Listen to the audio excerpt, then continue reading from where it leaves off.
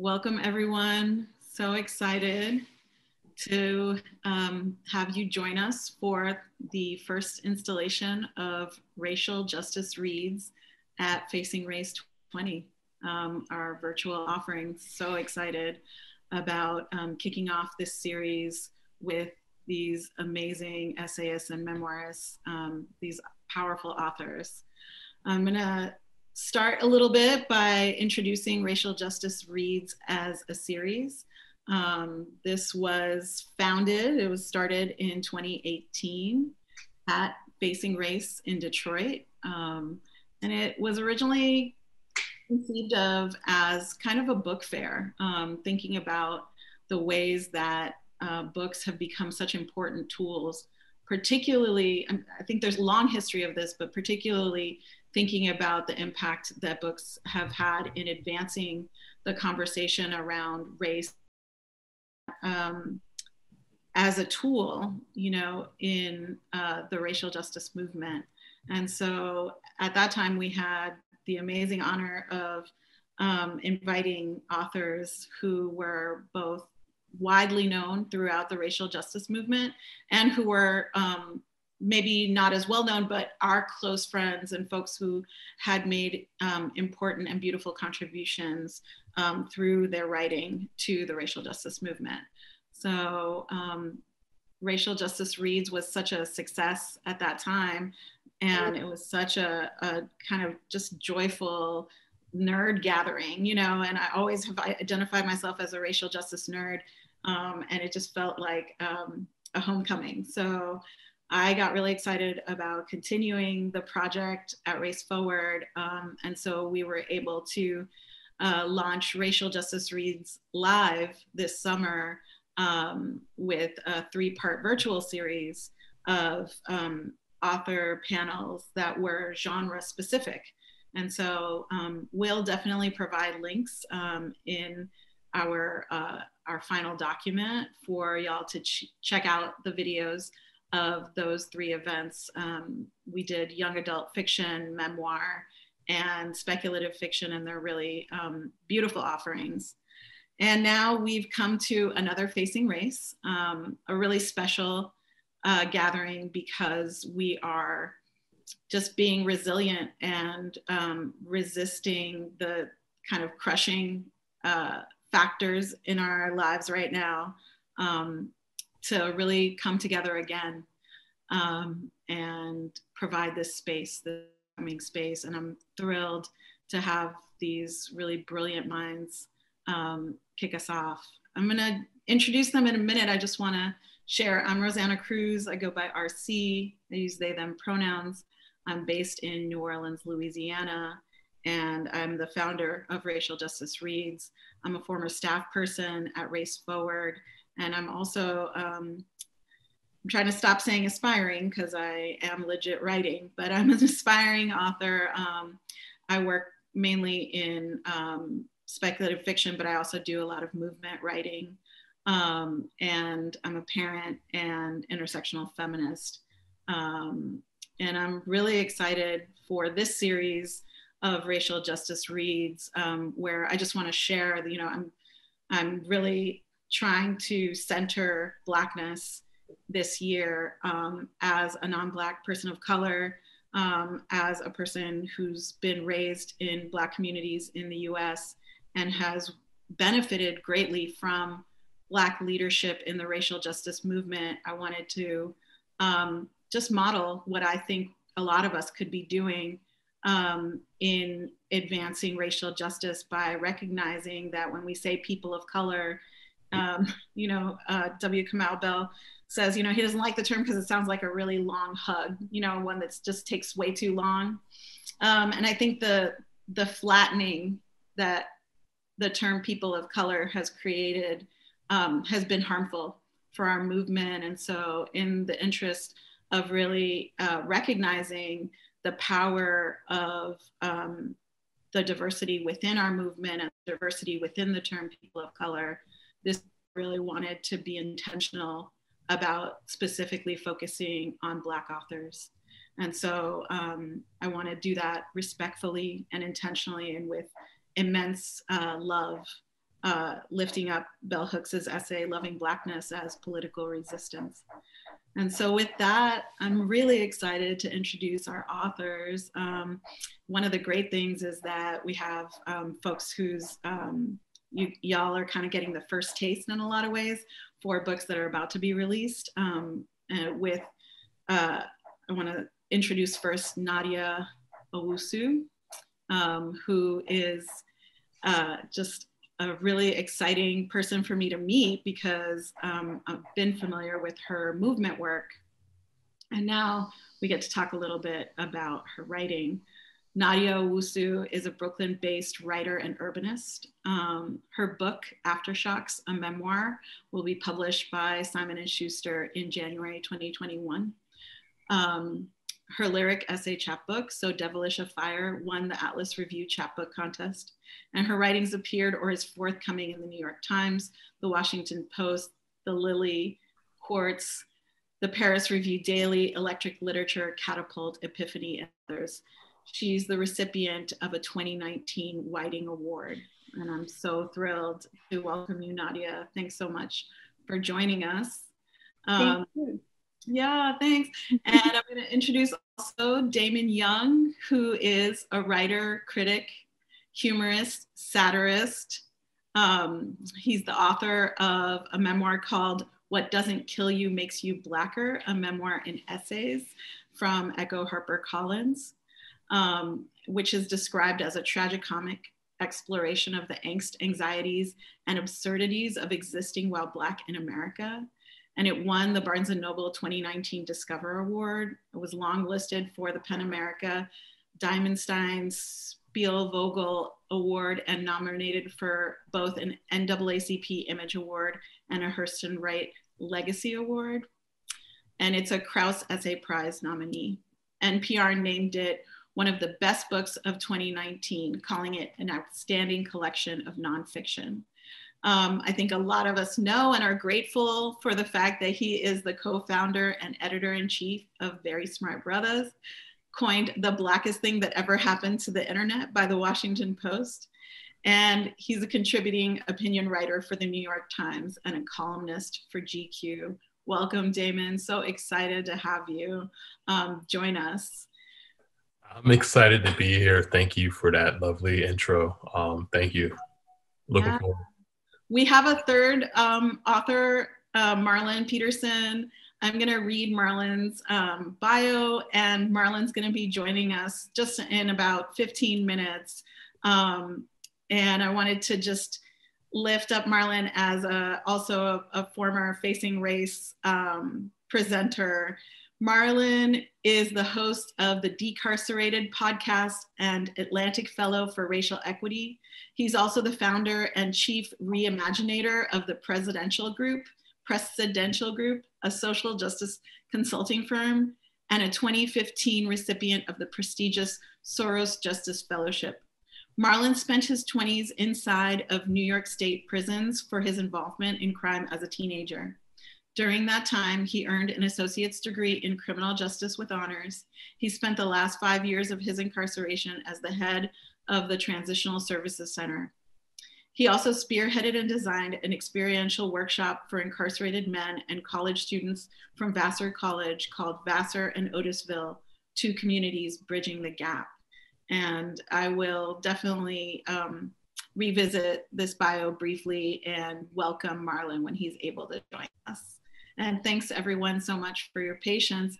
I wanted to start out by inviting Nadia and Damon to just read brief excerpts from your work. If Nadia, you're willing to get us started. Just wanted to give our participants a taste of your forthcoming book. And Damon, we'll have you next about 2 to 3 minutes. Okay. Great. Sure. I guess I'll just read from the beginning. My mother's hair is long, straight, and black. It blows behind her in the wind. She's walking away again.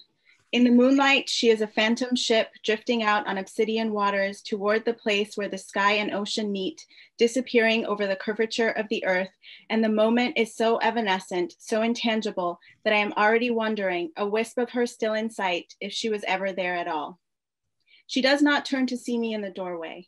I am 7 years old, bundled up in a pink sweater and down-stuffed coat, my bobbled hat pulled down past my eyebrows. My white socks are dingy and damp from the rain that seeped into the black canvas shoes I insist on wearing no matter the weather. I want to call out to her, but I'm afraid that she will not turn around. Or worse, that she will, but still won't choose me. She gets into the passenger seat of the blue Fiat her husband borrowed from an acquaintance. They are passing through Rome for a day on their way back to Massachusetts. They vacationed in Venice. Earlier, before my mother arrived without sign or signal, I woke up to the sound of rain. It was dark outside, so dark that it might still be night until I smell pancakes. My father makes pancakes on Saturday mornings. As I ate my breakfast, face buried in a shabby copy of Little Women, my father fretted. He tapped his foot, peeked at his watch, pushed his glasses up the bridge of his nose. I wondered what was making him anxious and hoped that whatever it was wouldn't require him to sit at his desk all weekend. He had just returned from a work trip to Dhaka, and I wanted him to myself. The radio, always perched on the kitchen counter next to the toaster, its bent antenna somehow finding the BBC World Service, brought news of a catastrophic earthquake in Armenia. Tens of thousands of people were killed, hundreds of thousands lost their homes and everything in them. A city called Spitak was destroyed. A new city, the woman on the radio said, would have to be built over the ruins. Soviet leader Mikhail Gorbachev asked the world for help. On my pancake, I spread butter and sprinkled sugar. Does Mama have family in Armenia? My father flinched, then looked at me with wide eyes, magnified by Coke bottle glasses. No, he said, her family are Armenian, but they lived in Turkey. They're all in America now. We usually avoided the topic of my mother, but the BBC said this was an emergency. Rules are suspended in emergencies.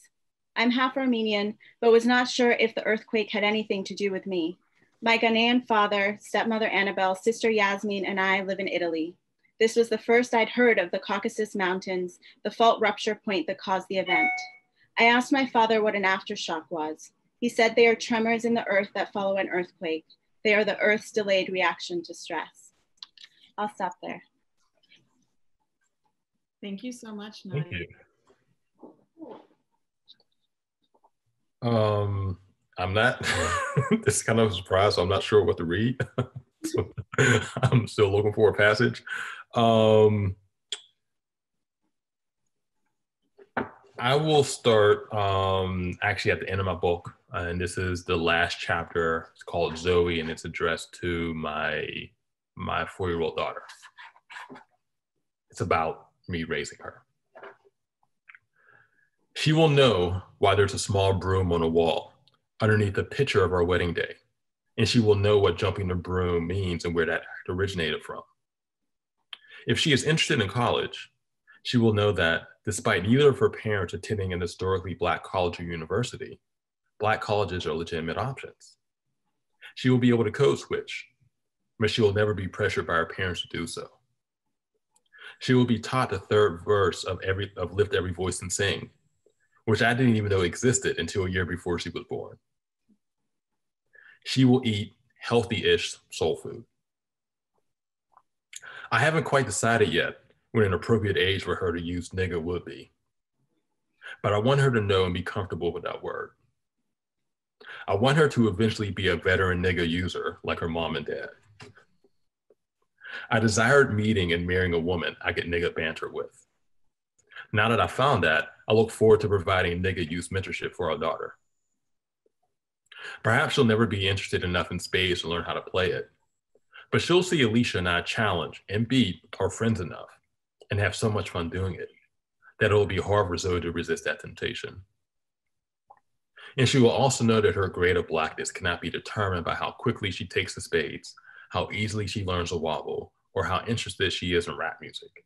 She will know that there's no such thing as grades of Blackness. She will know that she was born Black, and there's nothing she can do to not be Black. And if that she chooses to do or be a thing, anything, that thing is officially Black enough by virtue of her deciding to be or do it.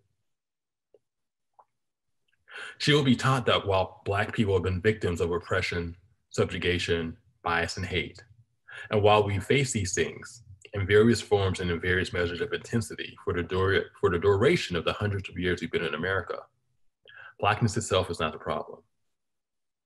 Her Blackness is not a problem. It's not her skin. It's not her hair. It's not the way she looks. It's not the way she talks. It's not the blood coursing through her veins. It's none of the trillions of particles and elements that decided through divine providence to comprise her. She will be taught that whiteness needs Blackness, the nigger specifically, in order to possess and retain its value. She will learn that whiteness requires something it could point to and claim itself to be better than. She will know that it needs that whipping boy and that bedtime story and that cautionary tale in order to sleep and to find a reason for waking. She will be told that the man who was elected president in 2016 was anointed because of whiteness's urgent desire to preserve its supremacy and be elevated above the nigger, even if that elevation is self-destructive. I'll stop there. Whew. So completely different, right? Excerpts and such powerful kind of threads that are contained there. I want to move us into our first question from that. I think it's so interesting, Damon, thinking not just about, our first question is about places that made you, your origin story, but it's interesting also to kind of flip it as a parent and think about like, what is coming from you. And so I'm wondering if you'd be gracious enough to take the first question. We really designed the conversation to center on place and the relationship between place and race and how those things shape who we become. So in the spirit of that, where are you from and who are you from? Remembering that it's not limited to geography nor to blood family. So the where I'm from is something that I did not realize until probably maybe a decade ago. Who I'm from Vivian and Wilbur Young. I'm from the Young family, which is stationed in Newcastle, Pennsylvania. That's our epicenter. I'm from the Freeman family, which is my mom's maiden name, and that's a family with Pittsburgh roots, with roots in Pittsburgh music. And those have been my bases. Right. And I didn't realize that I didn't realize how Pittsburgh I am until probably about maybe 15 years ago, where I always considered Pittsburgh to just be a place I just happened to be born and a place I just happened to grow up. But, in seeing, people from other cities, New York or DC or Philly or Cleveland and Detroit, and seeing like the particular, characteristics that come with being from certain places, that come from growing up in certain neighborhoods, the inflections, the rhythms, the clothes, and all of those things. I kind of felt like Pittsburgh was caught in the middle of all of that, where we were there was like this pervasive culturalistness associated with the city. But I am extremely Pittsburgh. I sound like a Pittsburgher. I use Pittsburgh jargon. I use Pittsburgh references in my work. I have Pittsburgh ways of driving, even like I make Pittsburgh lefts, and that's a unique thing to being in Pittsburgh. And again, that's not a thing that I actually realized probably until I was late 20s. I'm 41 now. And I've been very intentional, particularly with What Doesn't Kill You Makes You Blacker, with making Pittsburgh a character in that, because I grew up consuming as much culture, as many books, as many movies, television as I possibly could, and I'm used to other cities existing as characters in the work, and not just existing as characters, but existing as these entities where the characters in the content are making references, but they're not explaining. They're just hoping that you use whatever context clues that you need to use in order to understand because, you know, when I first heard about what a bodega was, no one actually explained it. But actually, but once I started listening, like, oh, okay, that's a corner store. Okay, I get it. I didn't need like cliff notes. I just listened into the conversation. And so I wanted to do the same thing with Pittsburgh. Because again, I grew up just reading and consuming stuff from these other places. And it's like, well, why not honor the place and the people that I'm from?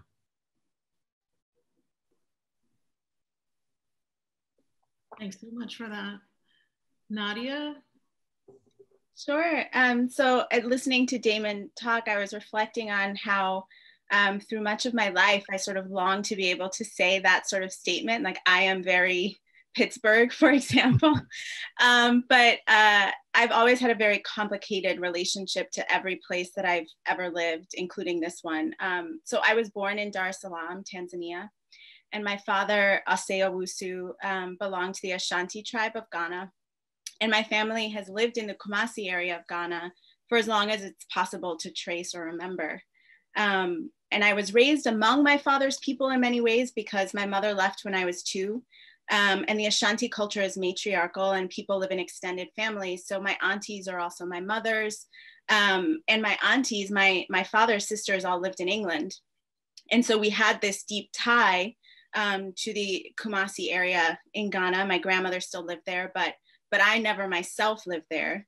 And I was raised among my father's people, but I didn't, for example, speak Twi. And so there was always this sort of separation.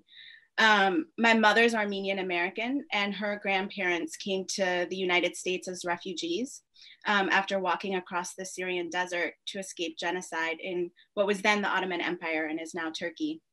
And they settled in Watertown, Massachusetts. But I would just visit Watertown for the summer. I actually never lived in the US until I was 18. And so sometimes I think about, though, when I think about Watertown, which I would spend a couple of summers there growing up, and I would think about how some of my family almost died in the desert and then settled in a place named Water. And that just kind of stuck with me. And although my mother wasn't very much in my life when I was a child, the stories I heard about her ancestors and sort of my imagination of those stories, I held on to those because that's sort of what I had of her. But also when I was growing up, I moved to a different country every couple of years because my dad worked for the UN.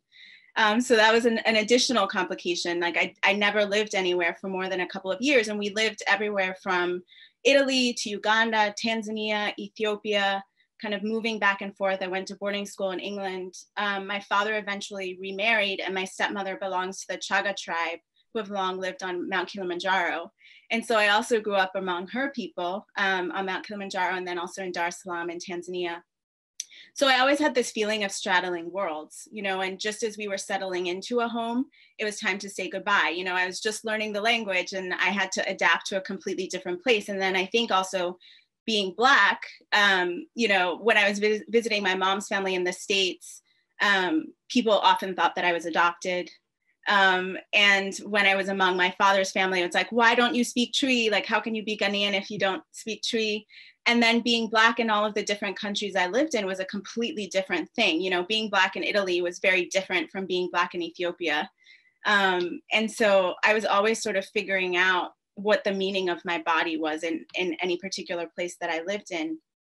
And there was always a fear of rejection. I was always very worried about being rejected by these kind of homes that I knew were temporary, but I still came to love. And at the same time, I did feel really fortunate that my father had a very Pan-African worldview. He came to the United States for college and graduate school, which is where he met my mother. And he studied the civil rights movement as well as colonization. He was a political science student, PhD student. And he believed firmly in sort of solidarity and shared struggle and mutual care across the Black diaspora. So I've always felt a lot of pride in the sort of strength and creativity of Black peoples. And that is what I have found allows me to feel more connected to something big and loving and something home-like. And at the same time, like over the years, I've come to define home and family sort of really expansively. And allow myself to claim all of the people and places I've lived among, through love and through my love for them.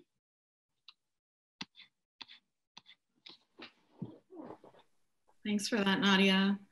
I want to move into the next question, but I also feel like there's just a lot of interplay between y'all's answers. And so I just want to kind of, transparent facilitation, just encourage responses in between and crosstalk and questions, because I feel like that's where some of the juiciest offerings will come up.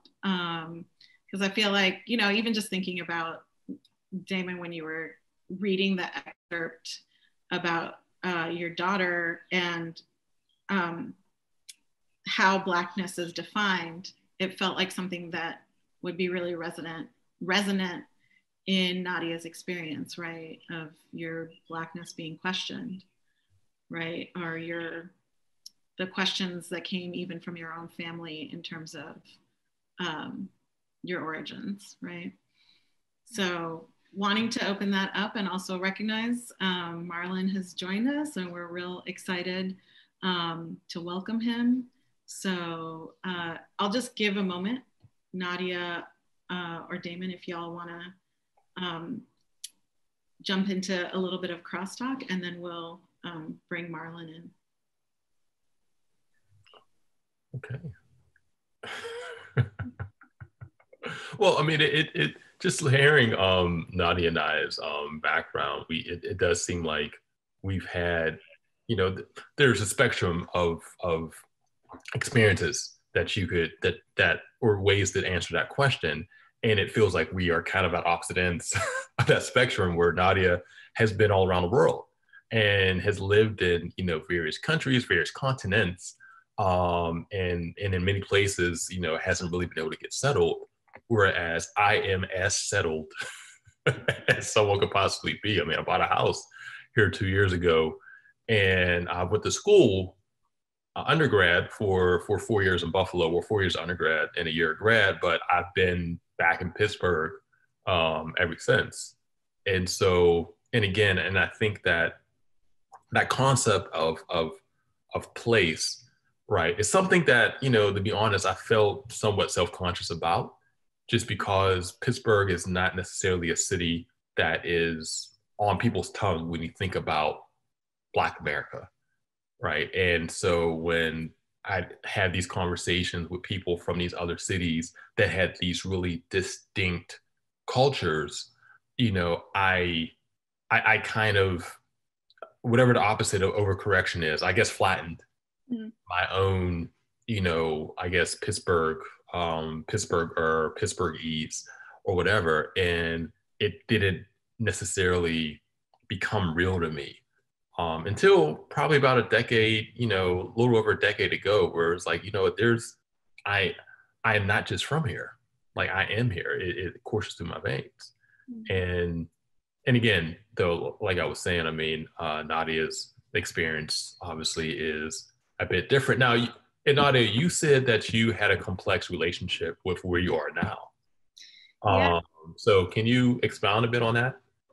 Yeah. So, I'm an American citizen because my mother was an American citizen. And so that, transfers, even though I wasn't born here. And so my mother was the American, but I didn't grow up with her. I was raised by my father, who lived in America for a short period of time for his education, but then left. And so it wasn't sort of a typical immigrant story in that way.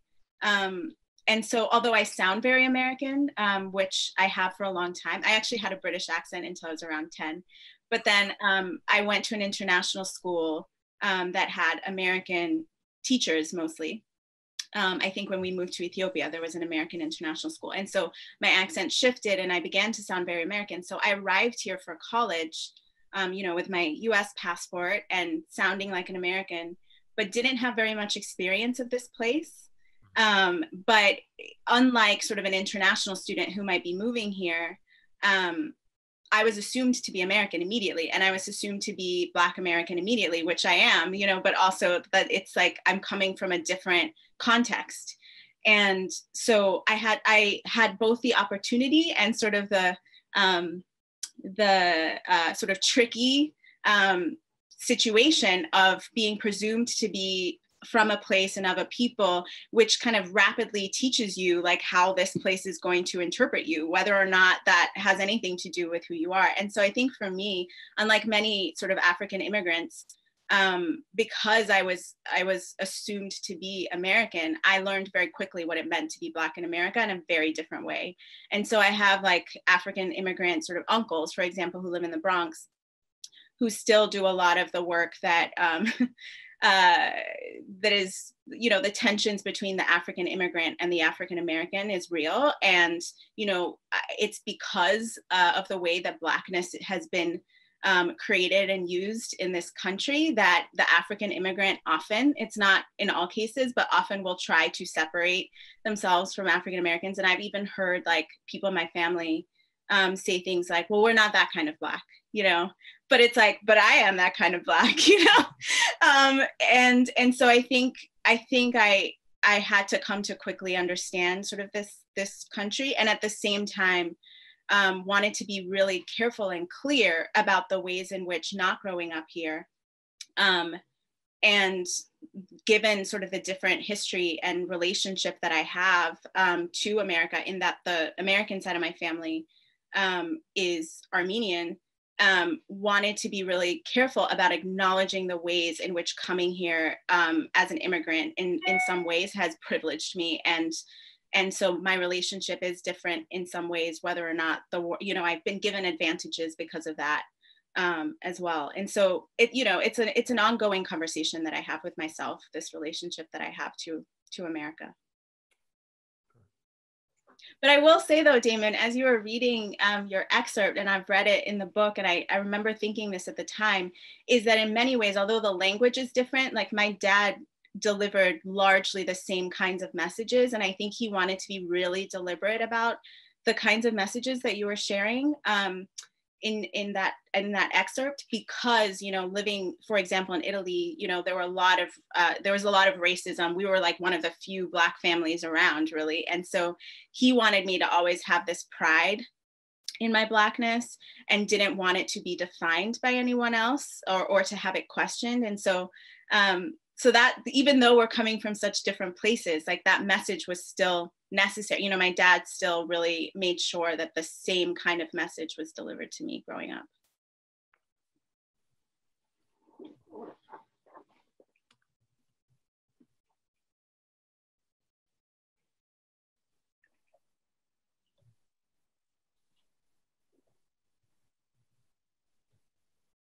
Well, we're so thrilled. I'm very personally excited to welcome Marlin Peterson and just remind y'all about the incredible accomplishments of this author who has founded the Precedential Group, and we listed his many honors, and I just am so excited for your forthcoming book, Bird Uncaged. And I just want to thank you as a person who, before I worked at Race Forward, worked in the abolition and the movement led by formerly incarcerated persons. And just, you know, your leadership has been so powerful, and I'm so thankful for it. Just wanted to invite you, if you like, to respond or to get into this crosstalk about place and identity. And I'm so excited for the kind of specific offerings and contributions that your story makes to this question. Yeah, thank you for having me. As always, I appreciate the opportunity anytime people want to listen to anything I got to say. It's been interesting. I was listening to you, Nadia, and listening to Nadia speak about, you know, the ways in which you've had to sort of understand your own Blackness in different parts of the world. And I mean, I'm an immigrant. I'm Brooklyn. I'm born and raised in Brooklyn, but I'm raised from a family that was, I'm a first generation American. And even saying that term, I only grew into calling myself a first generation American as I got older, just sort of accepting that, because my family were immigrants from the Caribbean, from Trinidad, and we were raised in a household that was very much like a Trinidadian household. It just so happened to be in Brooklyn, right? It's not until I got a little bit older and I started, going outside on my own that I sort of realized, like, oh, hip hop, you know what I mean? And growing up in that sort of setup, like my parents were folks who, for what it's worth, understood the Black American experience almost from, they came here in the late 60s. So they came here and they were they were around when things were happening, in terms of, assassination of King and all those sorts of, they were here around that, but they were definitely apolitical. But it was somewhat they lived from like, almost like an observant of the Black American experience, right? An observant of it, because they still connected themselves to home, like Trinidad is home. I still, in so many ways, call Trinidad home, even though I've never lived there. I've never lived in Trinidad. Most I spent is maybe 2 months there. But the reason why I think, listen to the way you sort of understood the navigation of the Black experience in different parts of the world is that, at least for me, I somewhat, even like going through school, a great public school, I sort of had to realize, oh, this is a different Black experience from what's going on in my household. And that's not only in terms, from everything from culture, the food, to certain way we say certain words, music, obviously, the toys we played with, right? It just seemed like, or the games we played. Like I would go to school and these things would somewhat be different to me. And I was home, but we were all Black kids that grew up in the same neighborhood. And it's just sort of interesting that, it's definitely not to the level of you going to different parts of the world. So I don't want to compare it on that level, obviously. But just to sort of see that, like, and even interesting enough, as a person who went, spent time in prison, one of the things that's interesting is that, like when I got to prison, there was a whole, like a Caribbean community that separated itself, right? And, there's different factions and just sort of like, once again, it was in a place where there's a bunch of Black folks inside of this place, this terrible place. But there was still so much like a desire to retain culture inside of prison. When people think about separation in prison, people always think about gangs and all that sort of stuff. That's not necessarily what it was about, right? It was sort of like people would play certain music and they had like a CAU, a culture club and all those sort of things. And so they still wanted, even though folks were from different places, different parts of the Caribbean, folks still wanted to get together and sort of maintain a level of culture. And that's sort of what they understood as Blackness for them, or the way they identified with Blackness, even inside of prison. So, I just sort of see parallels in that sort of way. And with the book that I've written, I speak a lot about like those interplays as a kid growing up. And I think for me, like I learned a lot.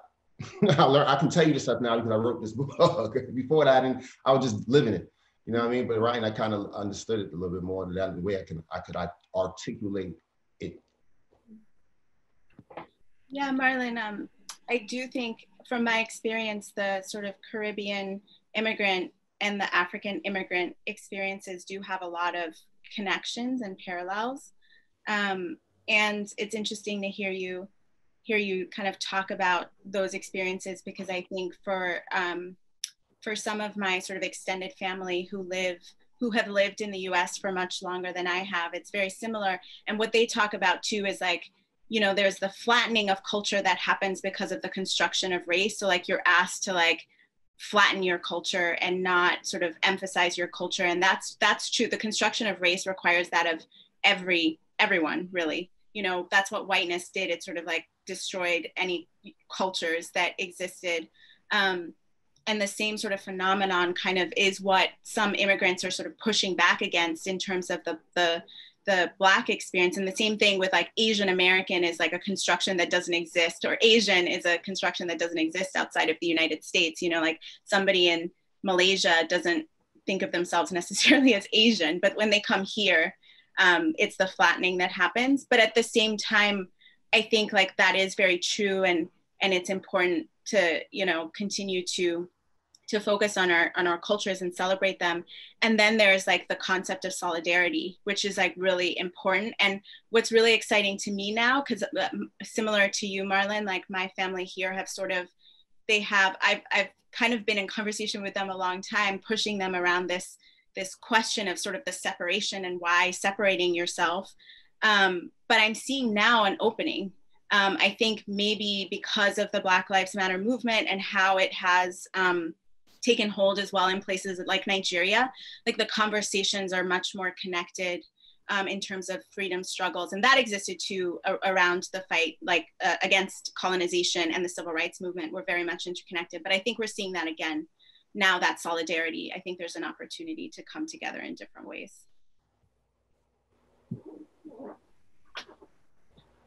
I'm so excited to move into this next question because I feel like this is just kind of expanding on what y'all have touched on a little bit, and just asking, you know, about your influences. What is it that made you want to write your stories? What were some of the places and the people that inspired you to share on such a personal level, right? Just recognizing the particular intimacy of writing memoir, of writing these personal stories. For me, I got paid for it. He gave me a nice contract. I was like, you know what? Boom. Let me perform open heart surgery on myself and let everyone around the world see that. So so there's definitely that. But also, you know, I wrote a book that I wanted to be able to read, right? Like whenever I'm asked like who my primary audience is, who's my first audience, who I had in mind with writing the book, me. Like I am my primary audience. And now once you extrapolate out, then yeah, there are other, you know, other people, other communities that I hope this book, you know, my book, my work sits with, resonates with, lands with, or whatever. But you know, I wrote this for me. And you know, I wrote it to honor, memorialize my family. Also, to I wrote it to because I've been writing publicly. Like all the writing that I've done in my writing career has been like internet public writing, and it's a way of me also processing and thinking too. And so writing the book also kind of deconstructed certain things and actually broke certain things inside of myself, where I was able to, you know, reassess experiences, reassess people, reassess myself, you know, situations where, you know, 20-25 years ago I might have thought I was the victim, but now I'm writing this book and I'm actually thinking about it with some rigor and some perspective. Like, actually, nah, nigga, you were the villain there. you were the one who fucked up that situation.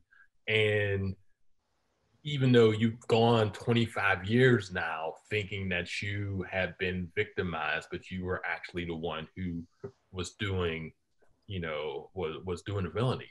And so, and that's just one example of that. And so, like, I wrote the book because, again, it existed as a thing. I wanted to create this thing that I would have loved 15-year-old me to read.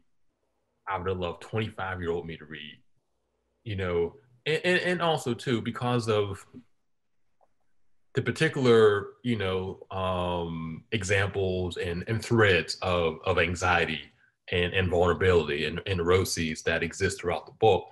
When you are experiencing those things, particularly, you know, and I know that this is not unique to Blackness, it's not unique to Black maleness, but I do think that, you know, when you are a Black male growing up in America and and there are certain expectations of who you're supposed to be, of who, you know, I guess you're socialized to be, anxious ain't one of them things. Scared ain't one of them things. You know, neurotic ain't one of them things. And even though we experience all of that, it can feel singular when you're experiencing it and you don't necessarily see or don't necessarily see, I guess, that sort of representation in culture of people who look like you, but are also have all this shit going on inside them. Like, even, you're talking about like neurotic humor, right? And I feel like when you're thinking about that in American context, the first association is like upper middle class New Yorkers, like the Seinfeld, the Woody Allen, people along those lines, Larry David, right? But who is going to be more neurotic than a kid growing up in the hood? Than someone who has to be hyper cognizant of behavior and hyper cognizant of manners and hyper cognizant of just his own body and how it exists and how it moves throughout the world, and who is also going to have a more finely tuned sense of humor after going through those experiences and after just assessing and just breathing in all of that data and just trying to figure out a way to express themselves, to express yourself in a way that makes sense. So again, the book that I wrote was a book that I wrote for me, and I'm glad that other people are reading it, and I'm sure my people at HarperCollins are glad that other people are reading it too. If just one person bought this book, probably wouldn't they probably wouldn't have thought it was very successful. But yeah, I wrote this for me. Neurotic. You're definitely right, Dame. I didn't use that term, but you know what? It's completely right. You're completely correct. Interesting enough, like the first time I realized I was taught what like a cisgender like masculinity was. I never forgot, maybe like in the 6th grade, and I was getting up to walk to the I was getting up out of my seat in class to walk to the front of the room for whatever reason. And I guess the way I walked had like I don't know, maybe what I consider like a lazy gait to it. And my friends started saying, "Oh, why you walking like a faggot? Why you walking like that?" And I was like, "I'm walking wrong." And like I didn't say that out loud, but it like that's the information that was communicated to me. Like I'm doing something wrong, so I got to like walk a little bit, kind of conform. You just sort of those little tidbits. But like I think for me, like what the influences for me is the bird Uncaged is a play off at Maya Angelou's "Why the Caged Bird Sings." And I must have been maybe about 4 or 5 years into the bid, and I was like locking, so keep not the box, not solitary, but it's a way to can lock in your cell where you can't leave for only for 23 hours a day. So I was locked in for about 45 days, and I was going through it. I was like going through it, and that book, I happened to read the book. Somebody, I don't know, passed it to me or what have you. I read the book, and it was the first time I think. Like the way she told her story, like an understanding of guilt and of shame, that all was a part of like her experience as a young person, and hiding things, right? All those sort of things resonated with me. And it's like, I remember I wrote a poem behind it back then. And that poem ended up being in this book. So obviously I want to say Maya Angelou is also, but I think like my audience is similar to Dame. My audience is like the younger version of me, as well as my parents, but also the younger version of me, because, like I didn't set out to write when I was like midway through the book process, right? Like, you tend to figure out your voice as you're going. You're like, oh, this is my voice. You figure it out somewhere. For me, I figured out somewhere along the line. But I always knew that I wasn't writing he went to prison, he came home, ta-da! Those type of books, right? That like there is, and I also knew that I wasn't writing a book where there was a clear line between victimization, between like a perpetrator and a victim, right? Like there's a blurred, if there's anything that's definitely not black and white, is those sort of things, right? Particularly if you're growing up in that sort of, condition of being like neurotic even. Like those things sometimes take an interplay. And I think for me, I needed to be able to extrapolate, to separate the two, but understand the two existed within me, right? And accept that, but then also move beyond the shame and guilt of it. And so for me, like, I wanted to tell the younger version of me that there were things that happened to you that were not okay, right? For me, I needed to tell, like, and there were things that the young version did that were also not okay, but the young version held on to the things that he did more than the things that happened to him, right? And then think that the things that happened to him mattered, right? So for me, that it was like I needed to sort of like give him some grace, and to understand that like there's possibilities beyond it, but also that like, you know, primarily that there's shit that you can, I don't know if you, but it's things that I did that you know that happened to him, called Marlo. That was my family name. Instead of Marlon, they used to call me Marlo. Marlo Barlow. I need Marlo to understand that you know, there was parts of life that he didn't deserve. In growing up in that and trying to navigate Brooklyn, you know, in the 1990s and whatnot. So, and also like with Maya Angelou's book, not my book, her life. I mean, her life, she lived a full life. Like she wasn't just a writer and a poet, right? She was a dancer, she's a calypso singer. Like she was doing all the things, you know what I'm saying? She was living a full ass life. And you know, in so many ways, the book is for me, like I want to live aspirationally, that's the life I want to live where I can, you know, there's not, you know, I get to have more than one expression of myself. And you know, I think like in honor of her, you know, I hope I wrote something that looks something not like her. I ain't trying to raise people's expectations that high. But like, you know, I hope that like in so many ways I gave honor to the younger version of me. Yeah, I think similarly for me, sort of I was writing to think through questions that I was carrying in my body. And, you know, I actually didn't start writing with the intention of it being a book. And I was mostly writing privately. But I was writing my way out of a period of deep depression. And I was inspired by the stories of my ancestors. And I felt like I needed to nurture my relationship with them. And I think because of how much I moved around and because of sort of the different kinds of distances that I had, whether they were cultural or linguistic or geographical between me and the people that I come from, I really wanted to better understand. You know, Marlon said earlier, like, I wouldn't have been able to tell you some of this before I started writing. And that was definitely true for me too. Like I knew the places where I came from, but I didn't sort of know them in a deep sense.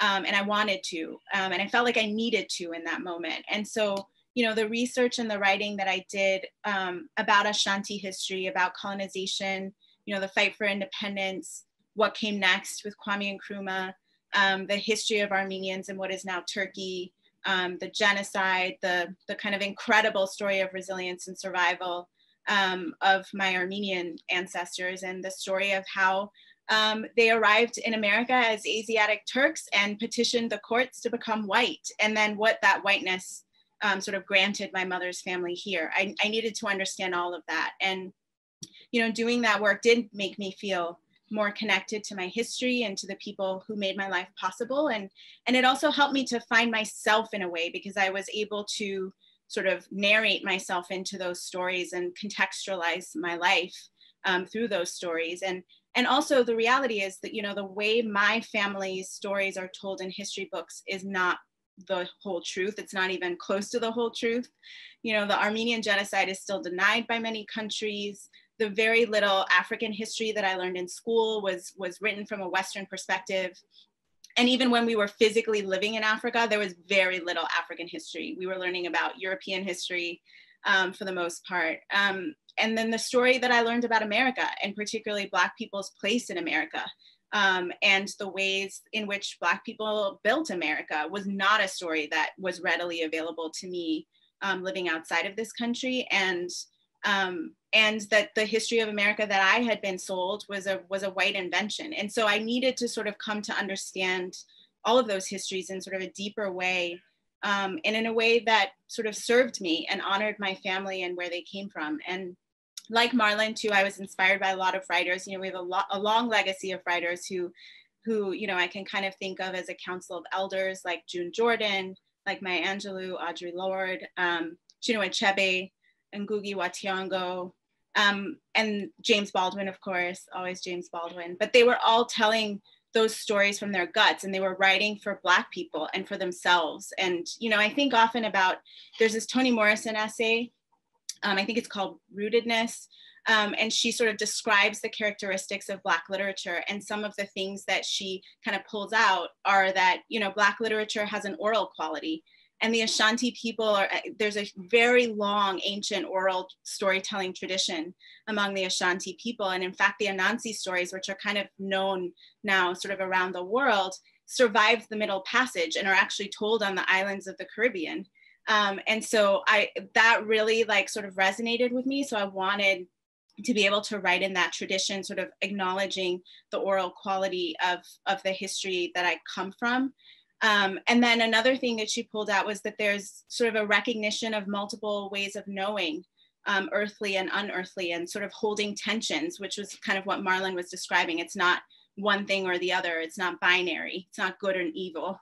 And then always sort of the ancestors kind of loom large. And so that's definitely true in the Ashanti culture as well. You know, like we pour libation to our ancestors. The ancestors are said to kind of govern our lives in many ways. And I was writing about my ancestors, so that really resonated with me as well. And you know, looking at the ancestors is not just, you know, I was trying to understand also my parents and the choices they made, and my mother's abandonment and my father's death. And, you know, I needed to see my parents as people and not just sort of the like benevolent, like perfect people, but like people who are complicated. And, you know, so I think that's sort of what she was speaking to in terms of the role that ancestors play. And so that's what I wanted to write. That's how I wanted to write. And that was sort of the tradition and the canon that I turned to. Nadia, the thing you brought up about stories surviving, right? And, you know, and I think that sometimes, and I know I'm guilty of this, can sometimes forget how tenuous stories can be, and how the survival of a story, you know, is not promised.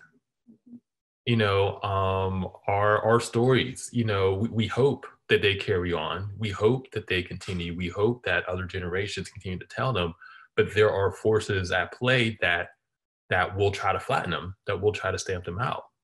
And it just reminds me of the privilege to be able to be a storyteller, right? To be able to be a storyteller and also to be able to be a reader, a person who is you know, cognizant of certain legacies and is just trying to do your best to tell the truth right now in the past, whatever you could pass forward, because again, I mean, they're precious.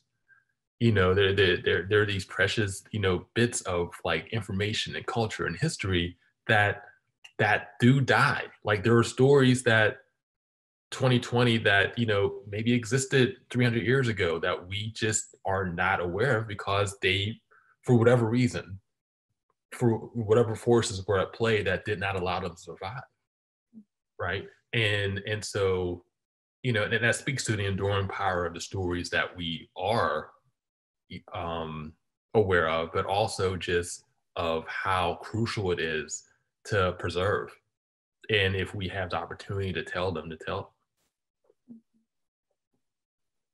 Yeah, that so resonates with me. Yeah, I just want to jump in. You know, we're not here to talk about white people, but just like real quick, the thing about white people that, speaking of the privilege, just on a macro level, is that they have more access to a lot of their stories, so much more of their stories, right? And one is that they only listen to one part of one narrative of it, but still, like they still take for granted, like they have so much access to narratives of their stories that they don't have to do work for, right? You can just be in high school, right? And you can access a lot of those stories where, you know, you gotta have somebody who have access to one of these, you know, who works in university, who can get you to log into one of these sites where you can get, you know, deep research on it, where it requires more work, or you have to travel, obviously. You know what I mean? I just want to acknowledge that, like, you know, so kind of like underscoring what you're saying, Dame, that like, you know, us being able to, you know, write these stories, one, we're doing a huge interruption job, which is great.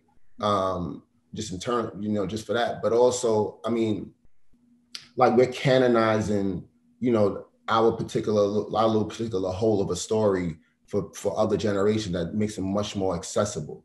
You know what I mean? And hopefully does not get washed away. But, you know, I'm just saying, like, there is a privilege. There's also like I don't know, there's almost an honor in it. you know, it's almost honor because there's so many people who would have, you know, people did write books and write things, you know, and keep records of things that are no longer in existence anymore.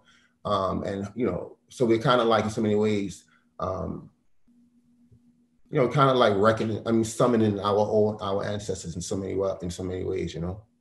Yeah. Honor. Yeah. No doubt. I feel like this is a perfect moment for us to kind of move into the question about movement and your writing's connection to movement. And I feel like all of you are movement adjacent and movement centered in your writing. And so wanted to just open up that question. You know, you clearly, each of you have a deep investment in racial justice and in Black liberation. And so I just wanted to ask about both, you know, memoirs in general, the genre in general, as a tool to advance these movements, and then your work specifically, thinking about if you wrote it with a hope of moving folks in any particular way. So wanted to, actually, can I invite Nadia to answer first? Sure. So lately, you know, there's been a lot of discourse around the 1619 Project. And some largely white people are sort of infuriated by what they call revisionist history. And, you know, I was thinking about what Marlon just said about the role of the Black writer often is one of interruption. And I really like that word. I think along with like revision, there's this like need to interrupt. You know, the project itself, I think it was Ibram Kendi who said that the project is sort of part of a larger criticism in response to the like massive amount of revisionist racial history over like the history of America.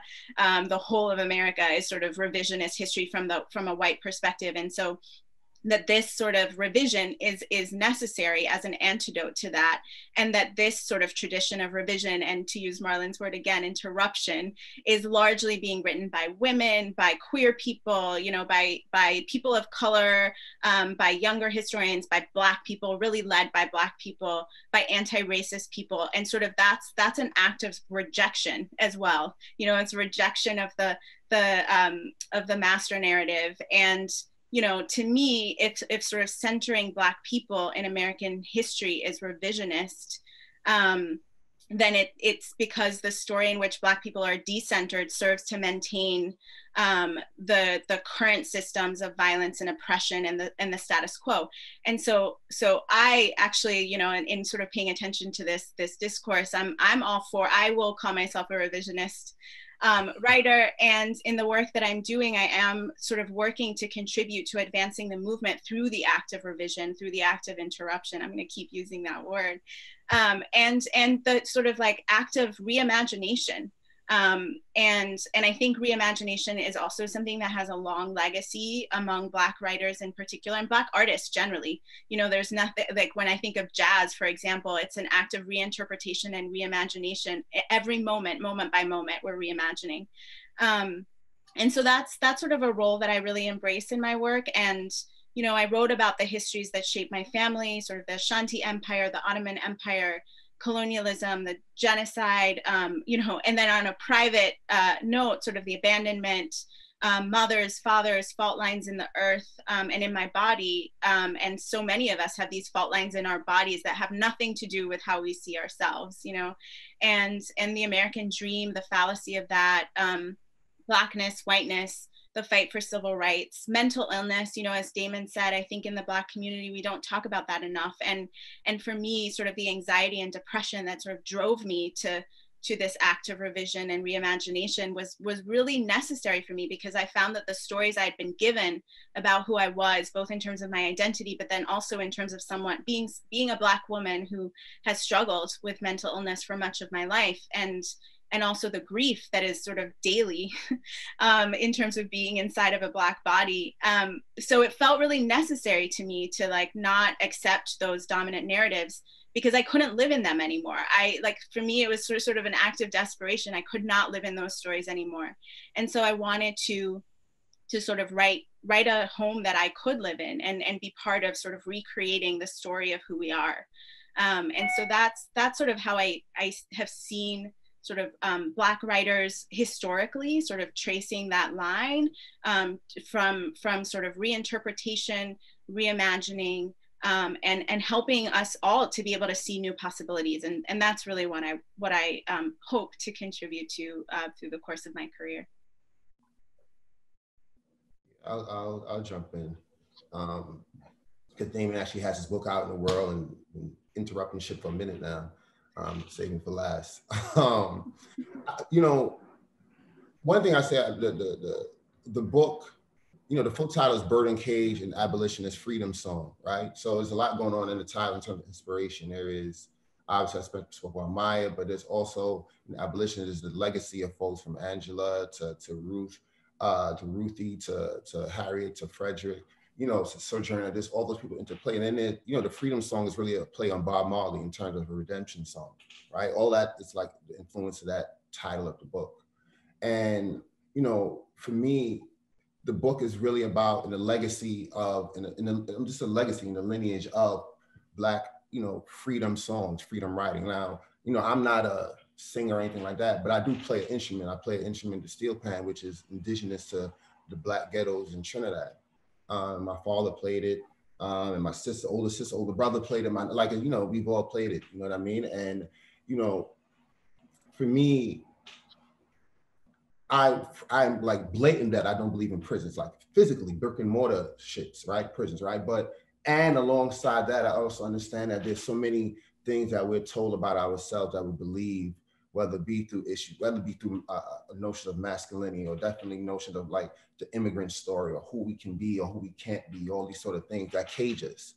You know what I mean? There's so many things that cage us, or just relationships, straight up, right? Like, you know, whatever it is, right? The things that can cage us and not let us see the full expression of what our possibilities are. And for me, when I think about Black liberation, you know, and I've been able to travel a bit, I've been, you know, a bunch of places, thankfully, and just realize that all the stories that people are, all the struggles, all the organizing that's happening are for freedom, for various notions of freedom. And that we are very much in unison globally. We may not be speaking to each other or singing the same song, the same lyrics, but we're all in unison, you know what I mean? And I think I'm hoping that, you know, what people are able to get out of it is that one, that freedom is something that it's a constant understanding that there are more expressions of freedom. Like there's more expression of freedom. No matter when we go here, there's more freedom that we can attain. There's more freedom that we can get. But also that like we as Black folks, as indigenous folks, like it's possible. Like, you know what I mean? Like we can do it. You know what I mean? I've seen, you know, us in our worst conditions, right? I've been in a lot of places, you know, and I've seen us, and I've been in a lot of, you know, terrible situations, but I've also seen the possibilities of it. I know what we're possible to do, what we can accomplish, create more than anything. I realize what we can create. And I hope people, you know, if anything, just realize that they have the power to create. Like, I come from out of the gun violence prevention work, right? That's where, when I came home, that's what I got right into. And as a violence interrupter, speaking about interruption, that's why that language was stuck in my head too, as a violence interrupter. But like, I knew people who were people that I'd be scared to be around. You know what I mean? You know what I mean? And still have, but even and in that moment, when they are who they are, acting the way as foolish as they might be acting, like they still have possibilities in them. You know what I mean? Like I see it. I know they have possibilities in them. I just think that for Black folks, like the possibilities are endless. Like I genuinely, like I sleep and believe that. You know what I mean? It's evidence. This shit ain't just like fairy tale. It's not only imagination, it's evidence to it. You know what I mean? So if anything, you know, I wanted to see that we don't need cages. I want people to realize that we don't need cages. And I mean, in a literal sense, also in terms of an emotional sense, like we don't need these shits. And once we step into that, as so many people have in the legacy that we all, as writers, as interrupters, as bullshit talkers, you know, like we're in a legacy and lineage of that. And they have been showing, and they've been freeing us. You know what I mean? And it's our responsibility to do the same thing for, you know, folks now and folks coming behind us. It's hard to follow what Marlon and Nadia just said, so I'm gonna try. Come on, come on, come on. It's hard to follow that. Might as well just go on to the next question. But so the concept of cages, right? And my book has existed in the world for came out in March of 2019, so it's been out for a minute. And what what I hope it did, what I hope it still does, is also, as Marlon was saying, is just recognize the futility of cages, right? And all these different cages that are trying to construct us, whether it's gender, race, sexuality, religion, culture, and also, things that are, I guess, more metaphysical and more theoretical, things that maybe just exist in your head in terms of how the difference between the reality and the expectation, and how you feel that gap sometimes with performance, right? And how that performance can also be a cage, how that performance can constrict you, how that performance can build a shell that flattens empathy, because you're just so hyper cognizant of who you're not and who you think you're supposed to be, that you don't see the people around you and how you might be causing them harm too. And that, I guess, leads to my next point, is that along with breaking cages, I also want to recognize and examine and deconstruct the ways that I have caged, the ways that I have done harm, the ways that I have been emotionally violent. And I haven't been physically violent, but I have been emotionally violent before. The ways that I have gaslit, the ways that I have allowed that empathy void to harm people close to me, and as a cisgender hetero hetero man, I do have privilege, right? And I've taken advantage of that privilege, with all the conversation that we have about toxic masculinity, which obviously is a very real thing. It's also a very real thing that many of us have investments in it still, even as you recognize how fucked up it is and how harmful it is. There are parts of it that are still like, damn, it's hard for me to let this shit go, because again, if you grow up just getting these messages your entire life about who you're supposed to be, and what's the most manly, what's the most masculine, and it can be extremely difficult to subvert and to kind of reverse those lessons. And in my work and in my book, I wanted to just really I wanted to put myself under the microscope and be like, what, these things that I'm talking about, these systems, these experiences, these oppressors, I have been oppressed, definitely. But there are also things that I've done, things that I've said, things that I've thought that harm people who were more vulnerable to me, harm people who look like me, harm people who love me. And so I think that, if we're talking about, forward moving and reimagining, it starts with being as self-aware as possible, and recognizing exactly who you are and how your presence, how your body, how your experience impacts other people too.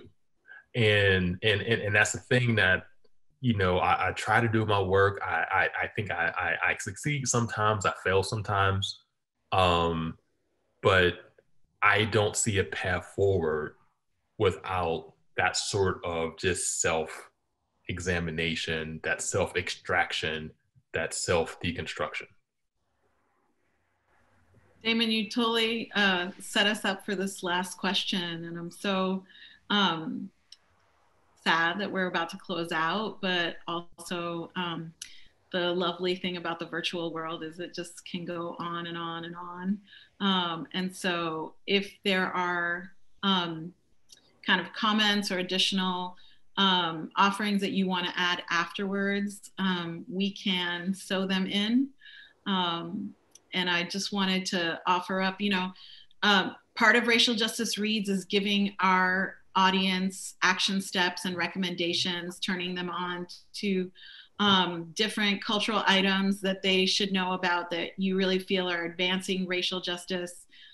It can be a book, it can be a video, it can be a podcast, it can be a petition or a place to donate money, but just wanted real quick, 1 minute each on any recommendation that you want to make. And it can also just even be a concept.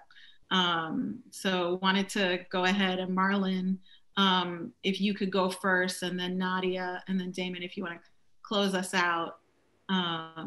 Yeah.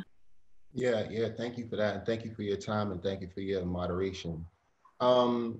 So when I say pre-order my book, just do that. You know, I got to get accustomed to doing that now. From a Black-owned bookstore. We have a list of Black-owned bookstores that will drop the link in for the participants. So make sure we were supporting those places.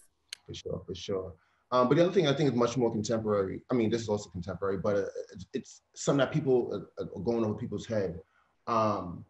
President Trump signed an executive order a month ago, September 22nd, it may have been, I think it may be, pretty much abolishing the ability for any sort of education around critical race theory. And I think that, I mean, for all of us, you know, at least, I mean, I'm making a leap, but not a huge leap. I'm sure that everyone here on this call has been grounded in that some fashion or form, right? And the executive order, I want people to understand, like, that executive order, as I said, abolishes the ability not only to teach it in places like, you know, certain universities, but anybody that has contracts with any sort of federal entity. So, like, if you go into prisons and are doing some work in the prisons, like, and it's around any framework of CRT, critical race theory, like, they want to review it first, and if they see that in there, they can take the contract away from you being able to go inside the prisons or work with folks. So I just, like, that's huge.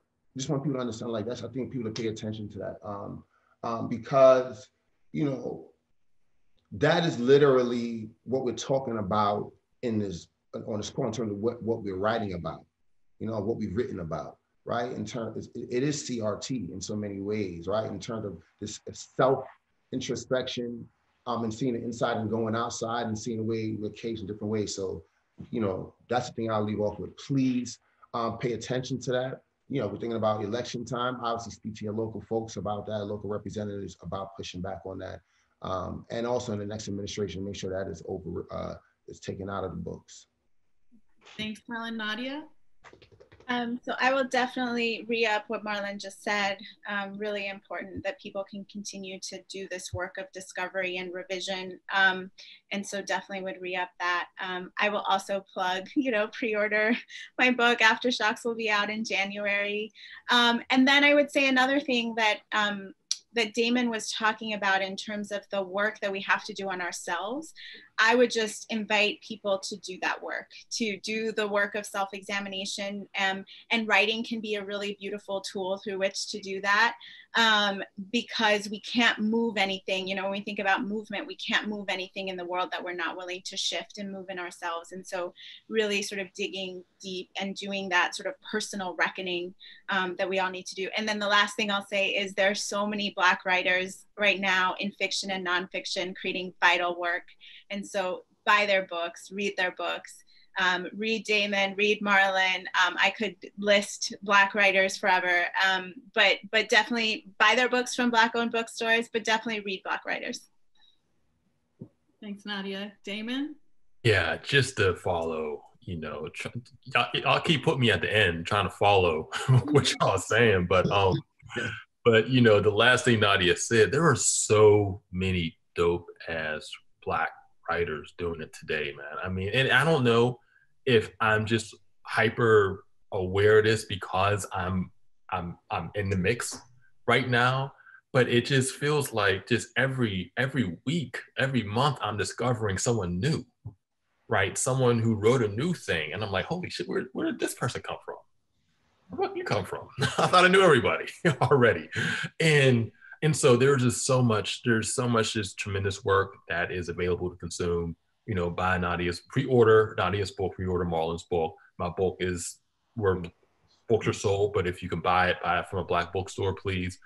And I guess in terms of an actionable item, you know, going forward, I think that we just have to practice just a radical empathy for each other, right? And that doesn't mean that we excuse all the fuck shit that people do, but it does mean that we recognize that we're all under the same systems of repression, and most of us are, and I think most of us are attempting to do our best, right? And so I think radical empathy and also a radical honesty, you know, and not the truth, because truth and honesty ain't the same thing.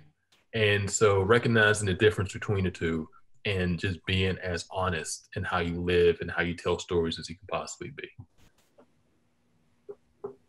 Thank you, Damon. I want to say thank you to our ASL interpreters, Antonio and Nora. Amazing, beautiful work. Thank you so much. Thank you to our tech facilitator, Tiff Joy Otero. I want to thank the Facing Race team. And I want to thank y'all, 3 amazing, brilliant authors. I know that y'all have to go, so I'm going to play walk-off music for you. And then if our participants want to stick around, I'm going to just share the upcoming racial justice reads that are going to be happening tomorrow and Thursday in the conference, because I know that folks are going to want to tune in to these amazing heavy hitters who are going to be talking about literally magical things. So thank you so much. And here's the joint that came from us. Thank you. While y'all were Thanks, y'all. This was a lot of fun. Thank you Great all. rest of the week, everybody. You too. Stay